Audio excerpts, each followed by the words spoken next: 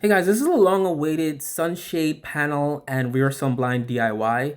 Uh, done this video a couple years ago and I'm only now uploading this because it's an hour and 30 minutes of footage I have to edit through. So this is gonna be the first part. This DIY will be applicable to all BMWs. This first part is just showing you how to assemble the pieces you need, where to find them, and what to expect when you begin this project. It's applicable to all BMWs that take the rear sunblind, so you could apply this to your own BMW if you have a 5 Series or 7 Series. Um, Enjoy the video, guys. Bye. Hey guys, so we're here today to do a rear shade retrofit into my 2011 335i. And these are from a 2009, I believe, 328 XI, which doesn't mean anything. You could retrofit these from any 3 series of the same generation. So these are from E90. I could put them in my E90. Same for other BMWs, E46, the F30s, whatever you have. You just get a donor car from the same generation. First off, you need door panels with the shades. BMW, it's weird how they did this. Early generation E90 BMWs had the shade separate from the door panel. So you take off the door panel, and basically what you'd see is just the door panel, and the shade, the roller blind, was actually attached to the frame of the car. It wasn't glued on. And I think after 2006, I don't know what happened. Maybe it was an issue with durability or something like that. They ended up gluing it. So this is, I've already removed this. So that's how it was. So you remove this from the car, and basically the door frame would actually be this would be attached to the frame of the car. And after, I guess, the first year of that car, what they ended up doing was gluing the shade to the door panel, so you could you'd remove the door panel and everything would come off with the door panel itself. Now the problem for us retrofitting this is that not every interior is the same. If you have a black interior or or beige interior, it's another popular color. It's easy just to find a door panel and put the basically all you're doing is swapping the door panel from the donor car to your car, and then you need the upper trim there. I'm going to go into that in a minute, and that's basically all you need for the retrofit. But if you like me, I have the Oyster Dakota leather, which is a very rare package for the E90. It's hard to find a donor car with the same color combo that has the door shade. So what I did was I bought these black panels. Got a really good deal on these on eBay. Everything here cost me under $400. I had to get a heat gun. That was about $17 from Amazon. Scissors and a screwdriver, just free stuff around the house.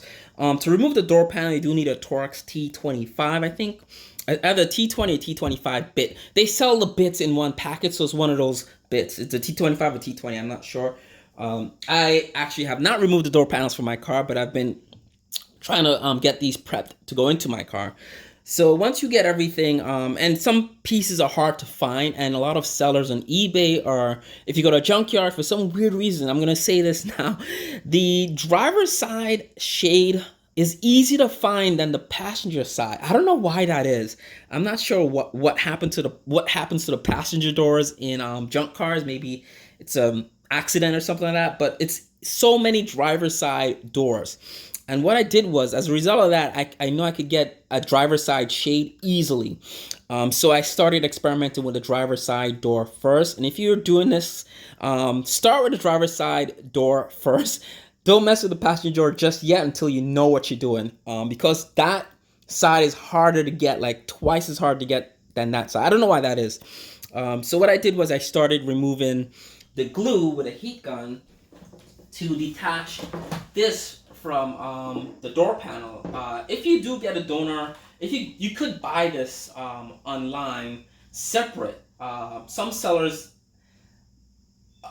have these just like this on sale, and it's fine to get this. And what you could do is glue it to your door frame, or somehow attach it to your to the frame of the car, the metal frame of the car.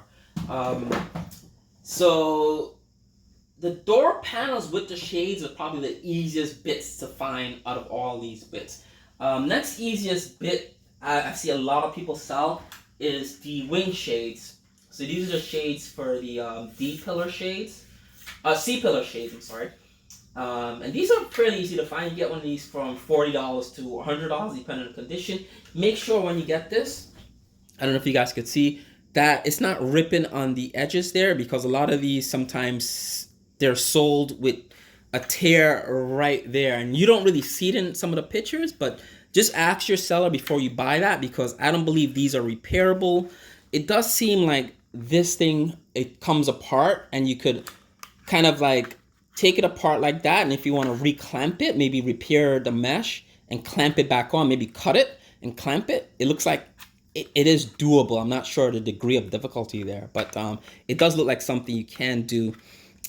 And one thing I will say, like the parts in these are really, they don't feel cheap. I mean, the quality is good, but the final product leaves a lot to be desired. It seems like I have the young kids. I have a 3 and a 6-year-old in my back seat. It seemed like this with kids, it's not gonna last long. It seems like a lot would go wrong with this.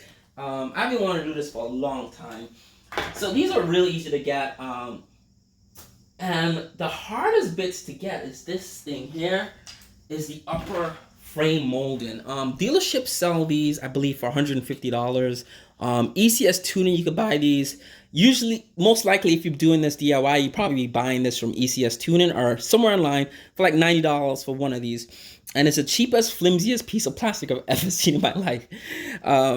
The hardest bits to get after this is these little clamps for the shade. And you would think they would just attach like that over the hole. But for some weird reason, BMW over-engineered a simple hook that goes into a plastic molding. Apparently, it doesn't connect anywhere in there. What you'd have to do is buy a clamp, a metal aluminum clamp that clamps that to the frame, to the door molding frame there, that clamps the hook there. And it's hard to find that clamp. I'm actually going to drive to the dealership in a minute to get it ordered. And it's the clamps are like really cheap. They're about $2 for each of them. And my local BMW dealership in New York said they could overnight it, but ECS Tuning also have this clamp. They're about $2.90. But it's a little aluminum clamp. But for the life of me, I'm not sure why BMW didn't just glue it on or just have it already in the frame. For some funny reason, they have the wing shade here for the C-pillar. That's that's attached to the rubber, to the frame. I don't know why they couldn't do it with these two. It's a 3-part thing. It's just so weird and over-engineered. The over-engineering of these cars, when you do retrofits, it's so funny that you realize, why aren't these cars more heavier? Because a simple plastic clip needs a metal clip. A simple plastic hook needs a metal clip to attach to the car. Give you guys a close-up of the roller frame. These are really hard to find in good condition. And some of them, oftentimes, you'd get it without the pull tab missing. These you could buy online. I've seen a couple of websites. On eBay, I've seen people selling these. This is not a dealership part. You can't go to a dealership and order this as a separate part. As far as I'm seeing, it seems like this whole thing is one part with the housing. You can't buy this by itself.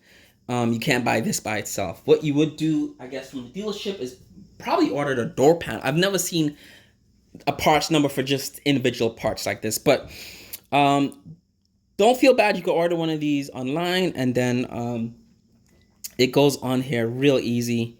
Like I said, a lot of this is a clamp. It's like a 2-piece thing, and you could just clamp it back on there.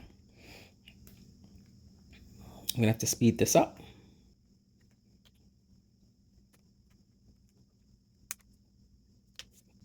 And it's that easy.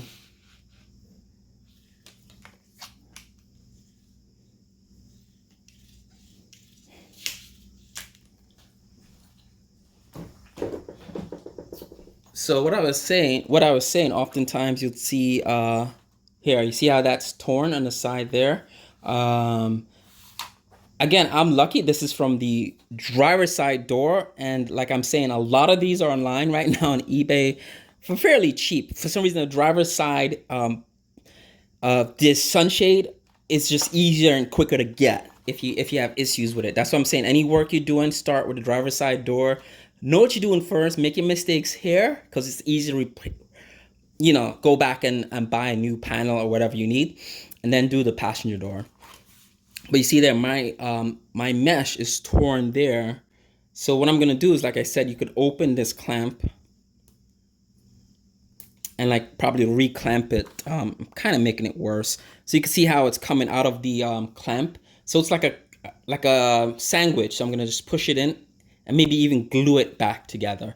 So it looks like that would be repairable. But that's it. I'm gonna get right into the DIY. In my next video, this is the first part of this. I'm gonna show you guys how to remove the actual mechanism. If you get a different color panel from your car and you wanna unglue it and then put it on your own panel, that's next video coming up. So look for part 2.